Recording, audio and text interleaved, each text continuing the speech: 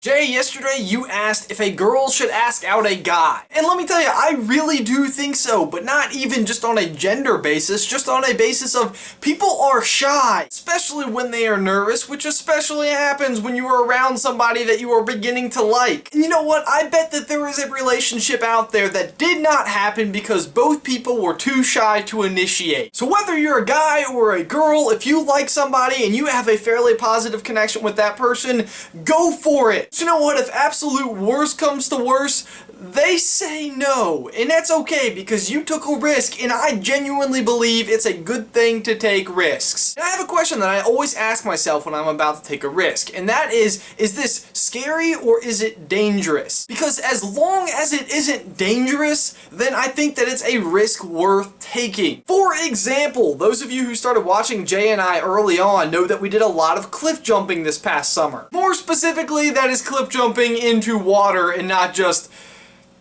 dying. The great thing about this hobby is that it is a genuine thrill, and for some reason I have a hard time convincing people to do it with me. Like, when my friends' parents are like, if Ben jumped off a cliff, would you do that too? I wish they'd say yes! Because the great thing about cliff jumping is that it is not really dangerous, although it is actually really scary. And I've gotta say, I think that I've had just about the worst possible thing that can come from jumping off a cliff into water happen to you, and that was last summer. I was going to do a backflip from about 50 feet. I over-rotated and I landed on my back from 50 feet. Like, the impact slowed me down so much, I only went like 2 feet underwater. And you know what? If Jonathan wasn't such a pansy and would have climbed up the waterfall with the camera, I would have the footage of this to show you. I feel like it's kind of similar to people watching scary movies, which I actually hate doing, but I feel like lots of people love watching scary movies because they like being scared and then that feeling of, hey, I survived. And this is exactly how everybody I've ever convinced to follow me off a 40-foot rock face has felt. Because it is a huge sense of accomplishment. So next time you're in a situation where you're making a decision on something that is potentially risky, be sure to ask yourself, is this scary or is it dangerous? You, your well-being, or the well-being of others is not going to be harmed by that decision,